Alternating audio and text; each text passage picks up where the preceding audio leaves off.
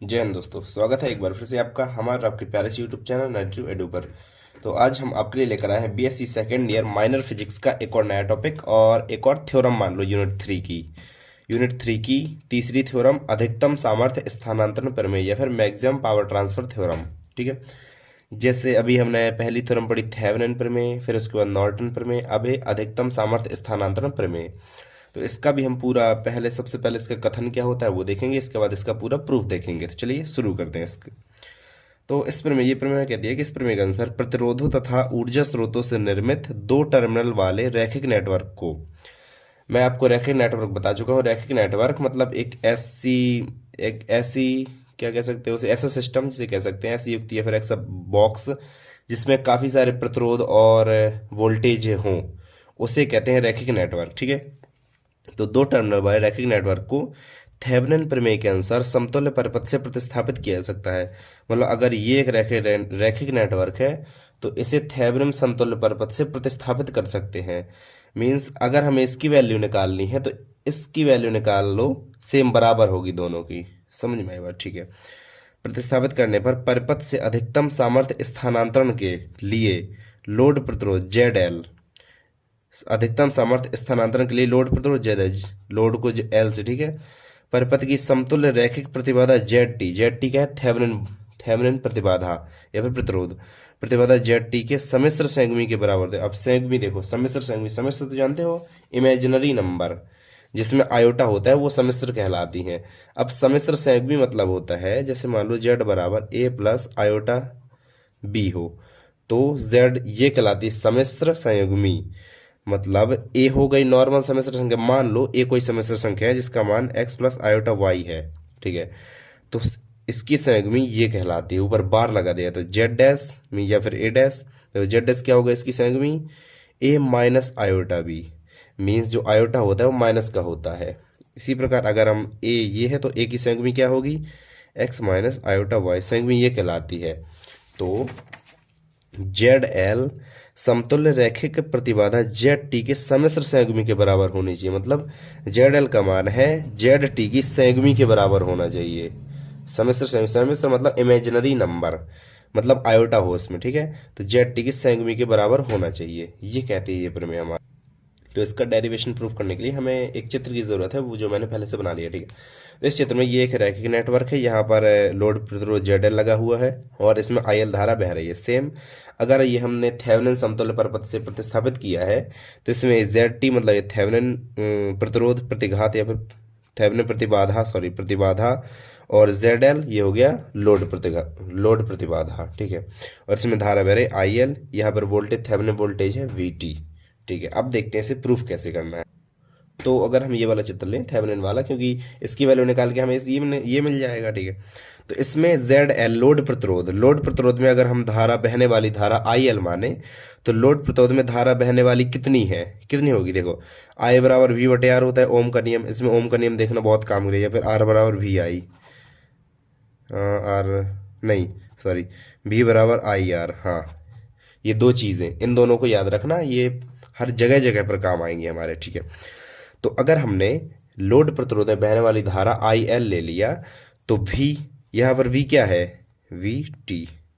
ठीक है। Thevenin voltage है और बटे आर, आर क्या है? आर मतलब प्रतिरोध, यहाँ पर आल जेड टी और जेड एल दोनों है, तो Z T plus Z L और मॉड मतलब उनका मॉड मतलब धनात्मक में। अब हमें चाहिए दो संबंध जेड टी और जेड एल वाले। तो जेड टी में अगर देखो जेड टी क्या होता है? थेवेनिन प्रतिबाधा। तो अगर जेड टी थेवेनिन प्रतिबाधा, ओमी प्रतिरोध मतलब प्रतिरोध आर टी तथा प्रतिघात एक्स टी, ये प्रतिघात आगे पढ़ोगे आप, एक्स एल एक्स सी एक्स एल ये आप पढ़ोगे आगे। ठीक है। तो एक्स टी प्रतिघात एक्स टी हो तो इसमें एक संबंध होता है जेड टी बराबर R T plus iota x T. ठीक है। ये एक संबंध होता है, इसे क्वेश्चन नंबर 1 डाल दो। सेम अगर लोड प्रतिरोध में ले तो यदि लोड प्रतिरोध जेड एल हो और ओमी प्रतिबाधा आर एल और सेम यहाँ पे प्रतिघात एक्स एल हो तो इसमें भी होता है सेम, बिल्कुल वही चीज़। एल की जगह टी रख देना, टी की जगह एल रख देना बस। तो R L plus I X L, ये हो गए दो इक्वेशन। जेड टी और जेड एल हमें निकाल लिया है। क्यों हमने निकाल लिया ये, क्योंकि हमें इन्हीं में बताना है कि जेड एल जो होता है जेड टी की सम्मिश्र संयुग्मी के बराबर होता है, ये हमें बताना है। तो जेड टी और जेड एल की जरूरत थी हमें, तो जेड टी जेड एल हमने दो संबंध निकाल लिए। अब इसके बाद आगे देखिए। हाँ, तो हमारे पास जेड टी और जेड एल के ये दो मान है। अब जैसे आपने आई एल में देखा था, आई एल बराबर वी टी बटे Z T plus Z L का मॉड ऐसा था, तो हमें Z T plus Z L का मॉड चाहिए, तो बस निकाल लो Z T plus Z L, L यार यहाँ पर, हाँ, तो R T plus I X T, ये हो गया जेड टी का मान, plus R L plus I X L, ये हो गया जेड एल का मान। थोड़े ऐसे कर दो, हाँ। अब बस थोड़े हल्का से इन्हें सॉल्विंग कर लो। Z T plus Z L बराबर R T plus R L को अलग कर लो और आई वाले अलग कर लो, X T plus X L. अब इसका मॉड निकालने का, ये अगर आपको 11वीं में ध्यान, क्लास 11th में थी ये इमेजनरी नंबर वाले, तो इनका मॉड निकालने के लिए इनमें ये नियम होता है कि इसका स्क्वायर प्लस इसका स्क्वायर, मीन्स जो रियल वाला है हिस्सा उसका स्क्वायर, तो R T plus R L का होल स्क्वायर, प्लस जो इमेजिनरी पार्ट है उसका स्क्वायर, तो x T plus X L का होल स्क्वायर। ठीक है, अब हमें मॉड इसका मान मिल गया है, बस एक्सेल वाले इक्वेशन में रख दो। तो X L equal to V T upon root R T plus R L का whole square plus X T plus X L का होल स्क्वायर। ठीक है, हमें एक्स एल का मान, ये एक्स एल नहीं सॉरी आई एल बहने वाली धारा आई एल थी, तो आई एल का मान हमें ये मिल गया है। ठीक है, तो इसे इक्वेशन, कोई सा भी इक्वेशन हमने डाला है, हाँ दो डाल दिए, इसे इक्वेशन नंबर 3 डाल दो, इक्वेशन नंबर 3। अब हमें निकालनी है सामर्थ्य, क्योंकि अधिकतम सामर्थ्य वाला ये व्यंजक है, तो हमें शक्ति निकालनी है सामर्थ्य। तो सामर्थ्य का मतलब, और किस पर सामर्थ्य, लोड पर हम सब काम कर रहे हैं। लोड पर आई एल का मान निकाला हमने, लोड पर बहने वाली धारा मतलब आई एल का मान निकाला। अब लोड पर सामर्थ्य मतलब होता है पावर, शक्ति। ठीक है, तो ये होता है पी एल, अगर हमने पी से पावर को प्रदर्शित करते हैं हम, और अगर हमने लोड ले रहे हैं तो एल लगा दिए। ठीक है, और इसका फॉर्मूला होता है I L square R L. ठीक है, आई स्क्वायर आर होता है ना, नॉर्मली आपने पिछली कक्षा में पढ़ा है, पी बराबर आई स्क्वायर आर, तो बस वहीं से आई स्क्वायर एल, सबकी जगह हमने एल बस लगा दिया है बस। ठीक है, अब जो भी आई एल का मान हो वो रख दो, तो V T square R L बटे डायरेक्ट हम रख दे रहे। ठीक है, और R T plus R L का square plus X T plus X L का होल स्क्वायर। ठीक है, और ये किसका मान निकला, ये निकला पी एल का मान। अब जो हमारा लोड प्रतिरोध होता है, वो लोड प्रतिरोध आप जानते हैं, उसका जो प्रतिरोध होता है फिक्स नहीं होता है। लोड प्रतिरोध जैसे हमारा घर, हम एग्जाम्पल के रूप में ले, तो जैसे हमारा घर होता है, तो बड़े बड़े पावर स्टेशन से हमारे घरों में बिजली आती है। अब किसी टाइम पे हम पंखा चालू करते हैं, किसी टाइम पे हम पंखा बंद करते हैं, तो जैसे ही पंखा चालू करते हैं तो घर में और ज़्यादा बिजली की खपत होने लगती है, जिसके कारण और ज़्यादा प्रतिरोध बढ़ने लगता है। मीन्स लोड प्रतिरोध का मान और ज़्यादा बढ़ जाता है, समझ रहे हो बात। जैसे हमने कूलर चालू कर दिया तो और ज़्यादा बिजली की खपत हुई, मीन्स और ज़्यादा प्रतिरोध बढ़ा, तो लोड प्रतिरोध और ज़्यादा बढ़ गया। मीन्स लोड प्रतिरोध का मान ऐसा नहीं कि फिक्स होता है, लोड प्रतिरोध कभी फिक्स नहीं होता, लोड प्रतिरोध हम चेंज कर सकते हैं। जैसे अगर आपने इसका प्रैक्टिकल किया हो, तो ऐसे रखी रहेगी एक बॉक्स में, तो वहां से एक यहाँ साइड में घुमाने वाला होगा, उससे घुमाने से हम लोड को चेंज करते हैं। आपने किया होगा ये प्रैक्टिकल, यहाँ पे एक ऐसे घुमाया तो लोड चेंज हुआ, तो हमारे जो भी रीडिंग है वो चेंज हो गई तुरंत। ये होता है लोड। लोड का प्रतिरोध जो होता है फिक्स नहीं होता, ये बता रहा हूं मैं। मीन्स जो एक्स एल है ये लोड पर प्रतिबाधा है, तो एक्स एल परिवर्ती है, परिवर्ती मतलब चेंजेबल है, मीन्स चेंज होता रहता है, एक्स एल का मान फिक्स नहीं है। एल मीन्स लोड, लोड की प्रतिबाधा फिक्स नहीं है, चेंज होती रहती है। ठीक है, तो मैक्सिमम सामर्थ्य, मैक्सिमम पावर या फिर अधिकतम सामर्थ्य के लिए ये शर्त है कि x T plus X L का मान 0, ये एक शर्त होती है अधिकतम सामर्थ्य के लिए। शर्त होती है कि x T plus X L का मान 0, या फिर एक्स टी बराबर माइनस ऑफ एक्स एल, इस तरफ हमने पक्षांतर कर दिया, तो बस जो इक्वेशन है ऊपर वाला इसमें हमें रख देना है। तो एक्स टी और यहाँ एक्स एल की जगह माइनस एक्स टी, ये दोनों जीरो हो जाएंगे, या फिर इन दोनों के प्लस की जगह जीरो रख दो तो जीरो हो जाएंगे, सिर्फ इतना पोर्शन बचेगा। Means P L, sorry R L नहीं, पी एल का जो मान है, पी एल बराबर V T square R L बटे R T plus R L का होल स्क्वायर। ये निकला पी एल का मान, ना पावर, लोड प्रतिरोध पर पावर का मान। और इससे हम कुछ इक्वेशन नंबर 4 डाल देते हैं, ठीक है। अब चूंकि हमारा आर एल जो है, लोड प्रतिरोध जो है वो चेंज होता रहता है, मीन्स आर एल परिवर्ती है, तो पी एल के मैक्सिमम होने के लिए अभी हमने ये निकाली लोड पर सामर्थ्य में पावर, ठीक है, लोड पर हमने पावर निकाली। अब हम मैक्सिमम पावर वाला, जो मैक्सिमम पावर वाली थ्योरम लगा रहे हैं, तो पावर मैक्सिमम होने के लिए शर्त क्या होती है, ये होती है डेल डेल सॉरी नहीं डी पी एल, यार पी एल बटे डी आर एल बराबर जीरो।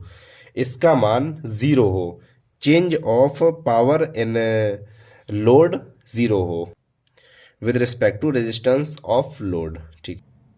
बस इसका मान है वो रख दो, चलो नेक्स्ट पेज में रखते हैं। हाँ, तो इसका मान रख देते हैं अभी हम। तो D upon D R L, और पी एल का मान क्या था, V T square R L बटे R L plus R T का होल स्क्वायर, बड़ा कोष्टक लगा लो यहाँ पर, बराबर ज़ीरो। बस इसमें डिफरेंशियल कर दो, तो ये तो कांस्टेंट, ये बाहर आ जाएगा, और एल, एल मीन्स मतलब आर लोड, लोड के रिस्पेक्ट में हमें करना है डिफरेंशियल, तो लोड वाला ये, और यहाँ पे भी लोड है, मतलब हर और अंश और हर, मतलब नॉमिनेटर डिनोमिनेटर से इसका डिफरेंशियल करेंगे, पार्शियल डिफरेंशियल करेंगे इसका, तो वी टी स्क्वायर बाहर आ गया। अब denominator are L plus R T का होल स्क्वायर, और इसका डिफरेंशियल तो 1 हो जाएगा, माइनस ये नॉमिनेटर तो आर एल और डिनोमिनेटर का डिफरेंशियल तो 2 R T plus R L upon में R T plus R L का होल की पावर 4, क्योंकि डिनोमिनेटर का होल की पावर होल स्क्वायर होता है पहले से स्क्वायर, तो होल की पावर 4 हो जाएगा, equal to 0। R T plus R L एक कॉमन ले लो, यहाँ पे R T plus R L है, एक यहाँ पे R T plus R L है, एक कॉमन ले लो, V T square R L plus R T, अंदर क्या बचा, R T plus R L, same R T plus R L plus R T, चाहे जो लिख दो, 2 प्लस 3, 3 प्लस 2 सेम होता है, ठीक है।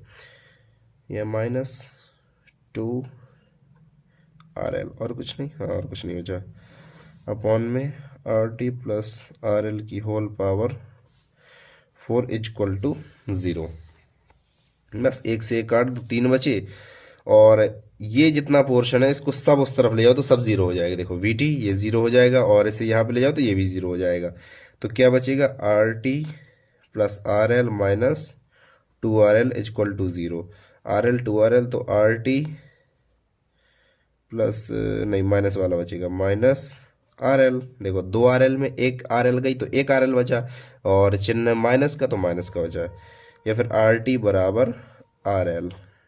देखो आर टी बराबर आर एल, हमें एक चीज़ यहाँ से मिल गई, और अभी हमें अभी थोड़ी देर पहले क्या मिली थी, एक्स एल बराबर माइनस एक्स टी, यही मिली थी ना, हमें मिली थी ना, क्यों कि एक्स एल हमारा चेंज नहीं हो रहा है, तो अधिकतम सामर्थ्य मैक्सिमम पावर प्राप्त करने के लिए हमें ये शर्त होनी चाहिए, ये अभी थोड़ी देर पहले मिला था। तो देखो हमें ये 2 चीज़ें बस चाहिए थी, बस अब हमारा डेरिवेशन कंप्लीट हो चुका है। तो जेड एल का मान क्या था, Z L equal to R L plus I X L, ये था ना। आर एल का मान क्या है, आर टी रख दो, are T plus I, X L का मान क्या है, minus x T, minus x T, या फिर माइनस को और इस तरफ ले आओ, आर टी माइनस आई एक्स टी, सॉरी टी, हाँ आई एक्स टी, और यहाँ पे जेड एल है ही, और आर टी प्लस, अगर प्लस होता तो क्या होता, जेड टी, और माइनस लगा है तो इसकी संयुग्मी हो जाएगी। अभी मैंने बताया ना कि अगर A equal to X plus अरे यार, is equal to X plus I Y, तो ए की सेंगवी एक्स माइनस आई वाई, यही बताया मैंने। तो बस सेंगवी हो जाएगी जेड एल बराबर सेंगवी ऑफ जेड टी, और यही चीज़ हमें अभी प्रूफ करनी थी। तो ये हुई हमारी मैक्सिमम पावर ट्रांसफर थ्योरम। बहुत ही सिंपल थ्योरम है, बस इसमें वो दो इक्वेशन स्टार्टिंग में जेड एल और जेड टी वाले इक्वेशन बना लो, इसके बाद जो भी थ्योरम कह रही है बस वो चीज़ करते जाओ, सिंपल प्रूफ हो जाएगी। तो ये वाला वीडियो हमारा यहीं पर कंप्लीट होता है, मिलते हैं एक और नए टॉपिक के साथ। Thank you so much, bye bye.